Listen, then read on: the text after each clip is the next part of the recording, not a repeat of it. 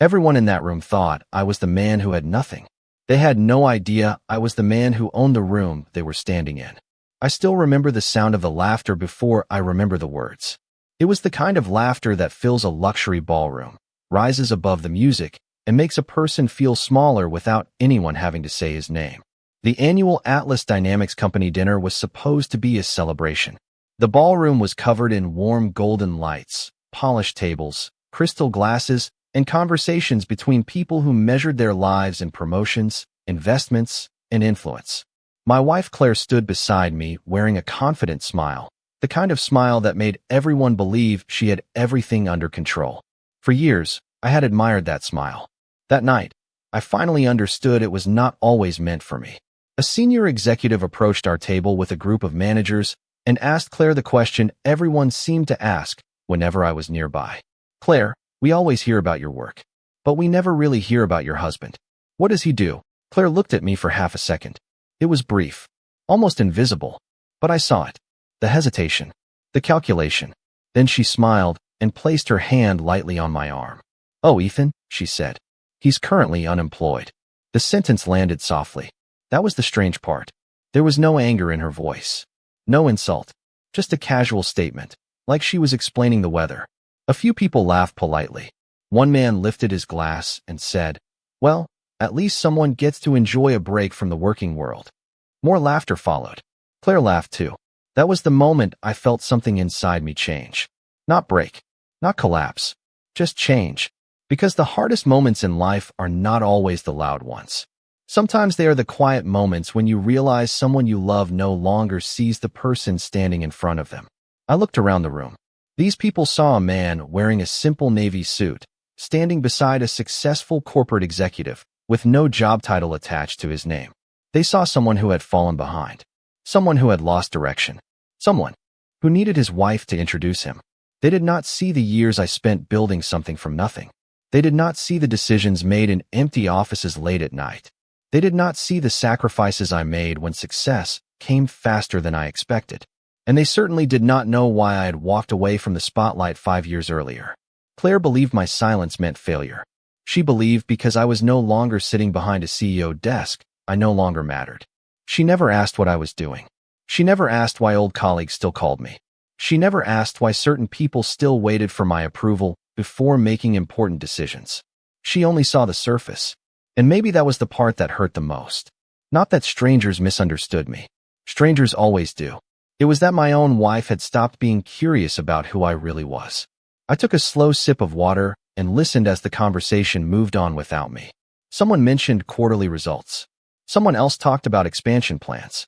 Claire joined in, completely comfortable in her world. I stood there quietly, watching everything unfold. Years earlier, I would have defended myself. I would have explained. I would have reminded everyone that I was not a failure. But life teaches you something after enough storms. You do not have to announce your worth to people who have already decided not to see it. So I smiled. I nodded. I let them believe the story they had created. Because the truth was still waiting. And in less than 10 minutes, every person in that room would learn the difference between a man who had lost everything and a man who had simply chosen to step away. They thought they were laughing at an unemployed husband. They had no idea they were standing beside the next chairman of Atlas Dynamics. After that night, I realized something important about people. Most do not see the truth. They see the version of you that fits the story they already created. I left the Atlas Dynamics ballroom without making a scene. I did not slam the door behind me. I did not turn around and demand an explanation from Claire. I simply walked through the hallway, past the framed photographs of company milestones and smiling executives, carrying the same quiet expression I had worn all evening. The funny thing about being underestimated is that people often give you more information than they realize. When they think you are powerless, they stop being careful. They reveal what they truly think. On the drive home through the streets of downtown Chicago, I watched the city lights move across the windshield and thought about how different my life looked from the outside. To Claire, I was a husband who had lost his direction. To the people at the dinner, I was a forgotten man standing beside someone successful. But the truth was much more complicated. 5 years earlier, I had made a decision that changed everything. I stepped away from the position that defined my entire adult life. Not because I failed, Not because I could not handle pressure. I left because I wanted to know if there was a life beyond conference rooms, investor meetings, and endless decisions that affected thousands of people. For most of my career, I had been Ethan Parker, the founder whose name appeared on every major document connected to Atlas Dynamics. My days were filled with meetings, strategy sessions, and constant responsibility. I was always needed, but I was rarely present. I missed quiet mornings. I missed ordinary conversations. I missed being just a husband instead of a title. So I made a choice. I trusted the people around me to continue the vision I created. I trusted the board. I trusted the executives. And most importantly, I trusted Claire to understand why I needed to step away for a while. At the beginning, she did understand. She told me she admired my decision. She said not every man had the courage to walk away from success and choose peace. But somewhere along the way, her perspective changed. The man she once respected became the man she was embarrassed to explain. Little comments started appearing. Small enough to ignore. Sharp enough to remember. "Do you ever think about going back to work?" she asked one morning while looking through her phone. I told her I was working on several things. She nodded, but her expression told me she expected something else. A title. A position. Something she could tell people at dinner parties. Something that sounded impressive. She never asked about the projects I was evaluating. She never asked why former executives still requested private conversations with me. She never asked why my calendar was still filled with meetings she never saw. She only noticed what was missing. A job title. A corner office. A nameplate. That was when I understood something painful. Sometimes people do not stop loving you because you changed. Sometimes they stop valuing you because they only loved the version of you that made them feel important. When we arrived home that night, Claire walked into the house and immediately started talking about the dinner. She laughed about some of the conversations and mentioned how everyone was impressed by her presentation. Then she looked at me and said, "You know, you should try to be more comfortable in those environments." I looked at her and asked what she meant. She paused for a moment. "Ethan, people notice things. They notice when someone does not have much going on." There it was. The sentence behind all the other sentences. The belief she had been carrying for months. I was no longer the man she married in her eyes. I was a reflection of something she thought she had outgrown. I did not argue. I did not try to convince her. I simply went into my office, opened my laptop, and looked at the messages waiting for me. 3 board members had contacted me earlier that day. The company needed leadership. They needed someone who understood where Atlas Dynamics came from and where it needed to go next. I had delayed that conversation because I wanted to protect the quiet life I had built. But after hearing Claire introduce me to the world as someone who had nothing, I realized something. The truth does not need permission to exist. And soon, everyone would have to face it. I spent years building a company that everyone knew, yet somehow I became a stranger in my own home. That was the thought running through my mind as I sat alone in my office that night, looking at the old photographs on the shelf behind my desk. The picture closest to me was from the early days of Atlas Dynamics. I was 30 years old, standing in a small rented workspace with 2 employees, a borrowed desk, and a vision that most people thought was impossible. Back then, nobody knew my name. Nobody cared about my background. I was just another person trying to build something meaningful. I remember the first night I stayed until sunrise because a critical design problem had to be solved before a major presentation. I remember eating cold takeout at my desk because I believed every small decision mattered. I remember telling myself that someday the hard work would create something bigger than me. And eventually, it did. Atlas Dynamics grew from a small technology company into an organization with offices across the United States. We created products that changed how businesses operated. We hired talented people, built strong teams, and earned the trust of major partners. But success came with a cost. Every achievement brought another responsibility. Every celebration was followed by another challenge. My phone was always ringing. My calendar was always full.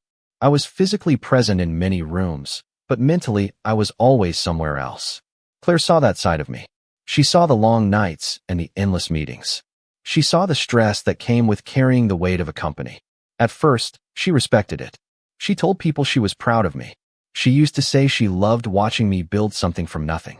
But after years passed, the same ambition that once attracted her started becoming something she resented. She wanted a husband who could attend every event, every dinner, every weekend gathering. She wanted someone who could stand beside her and fit perfectly into the image of success she imagined. I understood that. I really did. That was why I made the decision that surprised everyone. I stepped away. I did not announce it with a dramatic speech. I did not disappear because I had failed. I simply chose a different chapter of my life. I remained connected to the company as a major shareholder and advisor, but I stopped being the person everyone saw in the headlines. I wanted to wake up without checking reports before breakfast. I wanted to have conversations with Claire that were not interrupted by business calls. I wanted to know what normal life felt like. For a while, it worked. We traveled. We spent quiet mornings together. We enjoyed the kind of moments that money could not buy. But slowly, something changed. Claire started measuring my value differently. She stopped asking what I was building and started asking what I was doing. She stopped seeing the years of experience behind my decisions and started seeing only the absence of a title. What she did not know was that stepping away gave me a clearer view than ever before. Without the daily pressure of running operations, I noticed things I had missed. I noticed changes in company reports. I noticed disagreements between executives. I noticed decisions being made that did not match the principles Atlas Dynamics was founded on. That was why the board members had contacted me. They were not calling because I was looking for a job. They were calling because the company needed direction. They knew something Claire never understood. Leadership is not defined by a desk, a title, or how often someone appears in public. It is defined by responsibility. I closed my laptop that night and looked around my office. This room had been quiet for years. It held memories of the person I used to be and the person I had become. For the first time in a long time, I felt certain about my next step. The world thought I had stepped away because I had nothing left to offer. They were wrong. I had stepped away because I had nothing left to prove. But now, Atlas Dynamics needed me again. And this time, I was not returning to impress anyone. I was returning because the company I built was waiting for its founder to come home. The hardest thing about being underestimated is not proving people wrong. It is realizing the people closest to you stopped believing in you long before anyone else did. After I closed my laptop that night, I sat in the quiet of my office and thought about the years that led me there. The room was not large or impressive. It did not have awards on every wall or photographs with famous people. It was simply a place where I could think. A place where I could separate the noise of the world from the truth I had been avoiding. Claire and I had not always been this way. That was the part most people would never understand. Our marriage did not fall apart overnight. There was no single moment when everything changed. It happened slowly, through small conversations, small disappointments, and small moments where I felt like I was becoming invisible. When we first met, Claire saw something in me that nobody else noticed. She saw the determination behind the long hours. She saw the person who stayed late because he believed tomorrow could be better than today. She used to sit beside me at small coffee shops and listen as I explained ideas that only existed in my head. She would smile and tell me she believed I could build something extraordinary. Back then, we did not have expensive homes or luxury vacations. We had a small apartment, secondhand furniture, and dreams bigger than our bank account. But we were happy because we believed we were building a future together. Somewhere along the way, success changed the way we looked at each other. Not because money changed me. In many ways, it changed how other people saw me. When Atlas Dynamics became successful, everyone wanted to know me. People who never returned my calls suddenly wanted meetings. People who ignored my ideas suddenly wanted my opinion. Claire enjoyed being part of that world. She loved attending events, meeting executives, and being introduced as the wife of the founder of Atlas Dynamics. But when I stepped away, the attention disappeared. And I think that was when she started looking at me differently. I remember one evening a few months before the company dinner. We were sitting at home after dinner, and Claire was scrolling through messages on her phone. She looked up and asked, "Do you ever miss being important?" The question surprised me. I asked her what she meant. She shrugged and said, "You know what I mean. You used to be someone everyone talked about." I wanted to tell her that I was still that person. I wanted to tell her that leadership was not something you lost just because you stopped standing in front of cameras. But I stayed quiet because I realized she was not asking a question.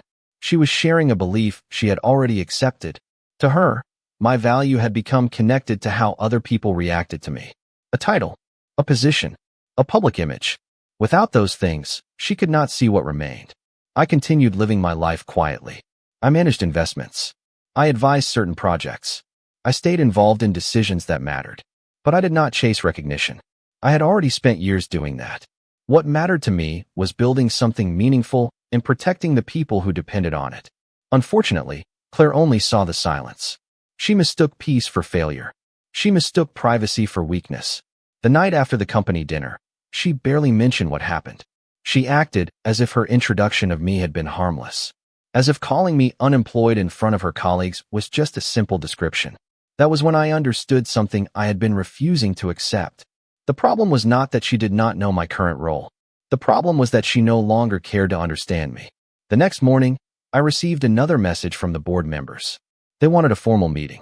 They wanted to discuss the future of Atlas Dynamics. I looked at the message for a long time before responding. For years, I had stayed away because I wanted to preserve the life I had built. But now I realized staying silent had allowed people to create a version of me that was completely wrong. Claire had introduced me to the world as a man with nothing. Soon, the world would discover that the quietest person in the room was the one who had been holding the foundation together all along. The moment I decided to return to Atlas Dynamics, I knew I was not just walking back into a company.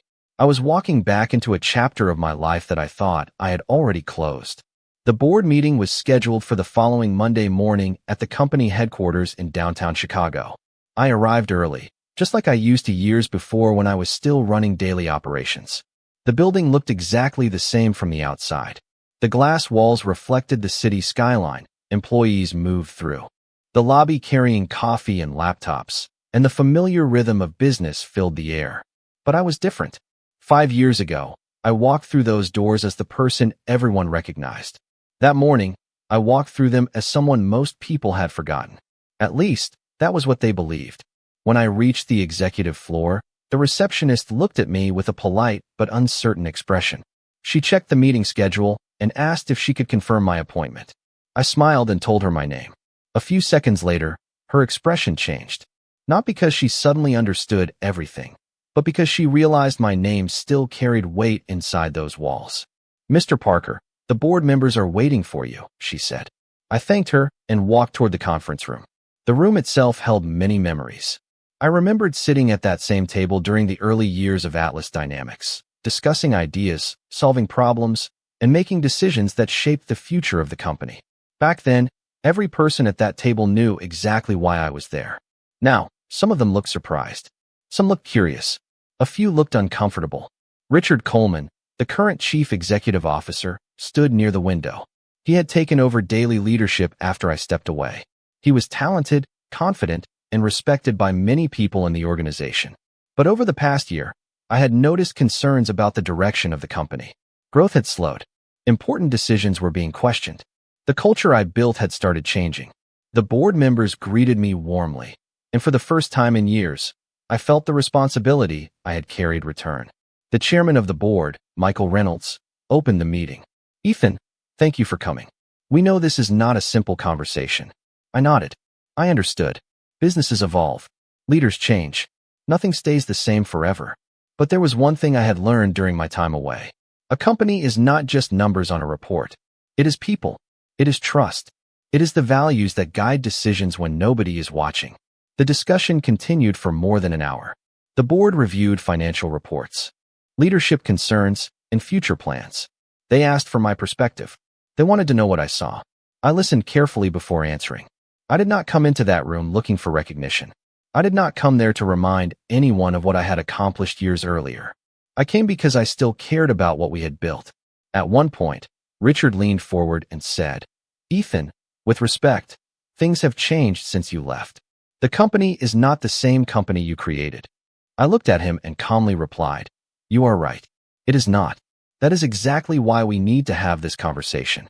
The room became quiet, not uncomfortable, just focused, because everyone understood the difference between defending the past and protecting the future. After the meeting ended, Michael asked me to stay behind for a few minutes. He closed the folder in front of him and looked at me seriously. "There is something you need to know," he said. "The board has been discussing leadership for several weeks." I listened as he explained the challenges facing the company. He explained that they needed someone who understood both the history and the future of Atlas Dynamics. Someone who could bring stability while creating a new direction. I knew where the conversation was going, but I waited. I had learned a long time ago that patience reveals more than assumptions. Finally, Michael said, the board believes the company needs you back in an official capacity. I looked out at the city through the conference room window. For years, I had believed walking away was the final answer. But sometimes life brings you back to places you left behind, not because you failed to move on, but because you still have something important to contribute. I thought about Claire. I thought about the dinner. I thought about how easily people had accepted the idea that I had become someone without purpose. They only saw what was visible. They never saw what was underneath. And soon, they would see everything. Not because I needed to prove myself, but because the truth had finally reached the moment when it could no longer remain hidden. I had spent 5 years watching from a distance, but that morning, I finally stepped back into the place where my name had once meant everything. The announcement had not been made yet. The board had not voted yet. But something had already changed. For the first time in years, I was no longer standing outside the story of Atlas Dynamics. I was becoming part of it again. After my conversation with Michael Reynolds, I left the conference room and walked through the executive floor. Employees moved quickly between offices, carrying documents, answering calls, and preparing for another busy week. Most of them did not recognize me. Some looked at me like I was just another visitor. And honestly, I preferred it that way. There was a certain freedom in being underestimated. When people believe they already know your story, they stop paying attention to the details. They miss the small things. They miss the reasons behind your decisions. They miss the truth. Later that afternoon, Michael called me back to headquarters for a formal board discussion. This time, every member would be present. The conversation would not be about my past. It would be about the future of Atlas Dynamics. I arrived at the building wearing a simple gray suit. Nothing expensive, nothing designed to attract attention. I had learned a long time ago that confidence does not come from what people see. It comes from knowing who you are when nobody is watching. When I entered the boardroom, I noticed the atmosphere immediately. The room was filled with experienced leaders, people who had spent years making important decisions. Some knew my history. Others only knew the version of me they had heard about. The man who stepped away. The founder who disappeared from public view. The person who was no longer running the company. Richard Coleman sat across the table. He looked calm, but I could tell he understood this meeting was different. He had built his reputation during my absence, and I respected that. But respect did not mean ignoring reality. Michael opened the meeting by reviewing the company's current position. He discussed market changes, internal challenges, and the need for stronger long-term direction. Everyone listened carefully. Then he turned toward me. Ethan, we would like to hear your thoughts. I took a moment before answering. Not because I did not know what to say, because I wanted my words to come from experience, not emotion. I explained what I believed Atlas Dynamics needed. I talked about returning focus to innovation. I talked about rebuilding trust between leadership and employees. I talked about remembering why the company existed in the first place. A company does not become successful because of one person. It becomes successful because people believe in a shared purpose. When I finished speaking, the room remained quiet for a few seconds. Then one board member nodded. That sounds like the Ethan Parker we remember. I smiled slightly, but inside, I thought about something else. The Ethan Parker they remembered was the person I was years ago. The person standing there now had changed. I had learned patience. I had learned humility. I had learned that influence was not about being the loudest voice in the room. It was about knowing when your voice mattered most. After several hours of discussion, the board members asked me to step outside while they continued their private conversation. I walked down the hallway and looked through the glass windows overlooking Chicago. The city below continued moving. Cars traveled through intersections. People walked along the sidewalks.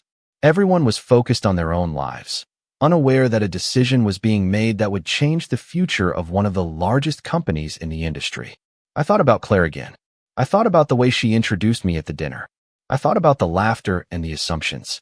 But strangely, I no longer felt angry. I felt something different. Clarity. Because I finally understood that the people who truly know you do not measure you by your current position. They see the person underneath everything else. The boardroom door opened. Michael stepped out with the other members behind him. Their expressions were serious, but there was something else there too. Respect. Michael looked at me and said, Ethan, we have reached a decision. I stood there quietly, knowing that the next few words would reveal whether the Chapter 1 left behind was truly finished or whether it was only waiting for the right moment to begin again. The room was silent, but in that silence, I heard something louder than applause. I heard the moment when people finally understood they had been looking at me the wrong way. Michael Reynolds stood at the front of the boardroom, holding the folder that contained the decision everyone had been waiting for. The other board members sat quietly around the table. Richard Coleman remained still, his expression controlled, but I could see the questions behind his eyes. After years of being away, after years of allowing people to believe I had walked away because I had nothing left to offer, I was standing in front of the company I built, waiting for the next chapter to begin. Michael opened the folder and looked directly at me. "The board has reached a decision," he said. "After reviewing the company's current position and discussing the future of Atlas Dynamics, we believe the organization needs a new direction, a direction that returns to the principles that built this company." He paused for a moment. Then he said the words that changed everything. "The board has voted to appoint Ethan Parker as chairman of Atlas Dynamics." For a few seconds, nobody moved. Not because they were confused, because the weight of the decision needed time to settle. I looked around the room and saw different reactions on different faces. Some people smiled because they understood what this meant. Others looked surprised because they were seeing a version of me they had never known. Richard leaned back in his chair, processing the announcement. I respected him. He had carried the company during my absence. But leadership requires knowing when a new direction is needed. I thanked the board members and accepted the responsibility. I did not celebrate. I did not feel like I had won something. Becoming chairman was not about proving anyone wrong. It was about protecting something I had spent years building. After the meeting, news traveled quickly through the executive floor. Employees who had known my name from company history began looking at me differently. People who had only seen me as someone who stepped away started asking questions. Some wondered why I had kept such a low profile. Others wanted to know why I had returned at this exact moment. The answer was simple. I never stopped caring about Atlas Dynamics. I just believed it could continue without me. That afternoon, I walked through the same hallway where I had once spent countless hours making decisions. The photographs on the walls showed the company's journey. The first office, the first major partnership, the first expansion, moments that reminded me where everything started. But now, as chairman, I knew the future mattered more than the past.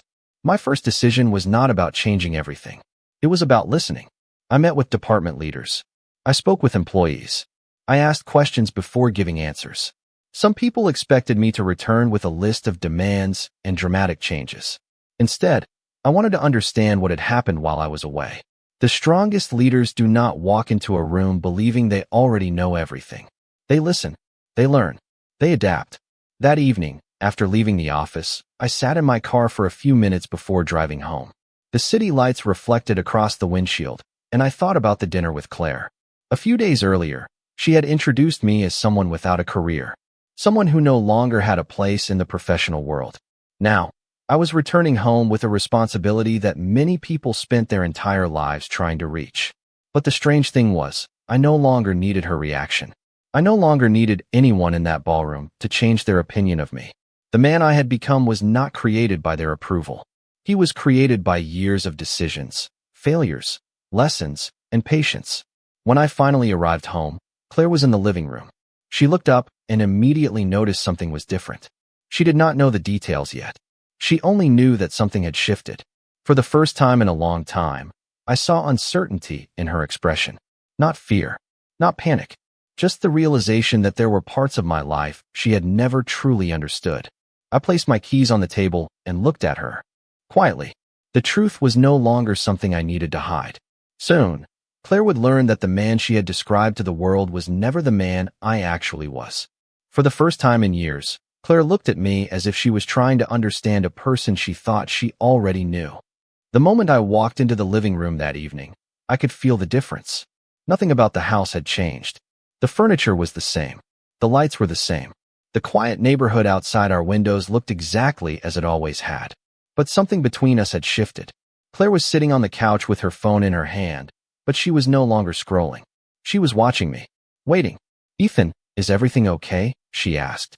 It was a simple question, but I knew what she was really asking. She knew something had happened. She just did not know what. I placed my jacket over the chair and sat across from her. For years, I had avoided conversations like this because I believed protecting our marriage meant avoiding unnecessary conflict. I believed patience could repair distance. I believed time could remind someone why they loved you in the first place. But I had learned something important. Silence can protect peace, but it can also allow misunderstandings to grow. I had a meeting with the board today, I said calmly. Claire looked surprised. The board, she repeated. I nodded. At Atlas Dynamics. Her expression changed slightly. Not dramatically, just enough for me to notice. She had spent years hearing the company name without realizing how much of my life was still connected to it. Why would they want to meet with you? She asked. There was no disrespect in her voice this time. There was curiosity, maybe even uncertainty. I explained that the company was facing challenges and that the board wanted my perspective. I explained that they believed my experience could help guide the future. I watched her process every word, but I did not rush to reveal everything. Not because I wanted to create a dramatic moment, because I wanted her to understand the truth instead of simply hearing an announcement. The next morning, I received the official confirmation from Atlas Dynamics. The announcement would be released publicly later that week. Employees would learn about the leadership transition. Investors would receive the update. The business world would know that I had returned. But before that happened, I wanted one conversation with Claire. Not as chairman, not as the founder people respected, just as her husband. We sat at the kitchen table where we had shared thousands of ordinary moments. Morning coffee, weekend plans, conversations about the future. I looked at the woman who once believed in me before anyone else did. Claire, do you remember when we first met? I asked. She smiled slightly. Of course I do. I nodded. Back then, I did not have much. No major company. No recognition. No impressive title. You believed in me because you saw who I was, not what people thought of me. Her smile faded a little. She understood where the conversation was going. I never stopped being that person, I continued. I just stopped showing it to the world. Claire looked down at the table. For a moment, there was silence between us. Not the uncomfortable silence from years of distance. A different kind. The kind where people finally have to face something they avoided. I did not realize how it sounded, she said quietly. At the dinner. I listened. I thought I was just explaining things. I nodded slowly. That was the problem. You were explaining me without knowing me anymore. The words were not angry. They were simply true. I did not want revenge. I did not want to embarrass her the way I had felt embarrassed. I only wanted honesty. Because the most painful part was never the laughter from strangers. It was realizing the person beside me had accepted a version of me that was never real. Claire asked what would happen next. I told her I would return to Atlas Dynamics as chairman and that my focus would be rebuilding the company's future. She looked at me for a long time. I really did not know, she said. I believed her, but I also knew something else.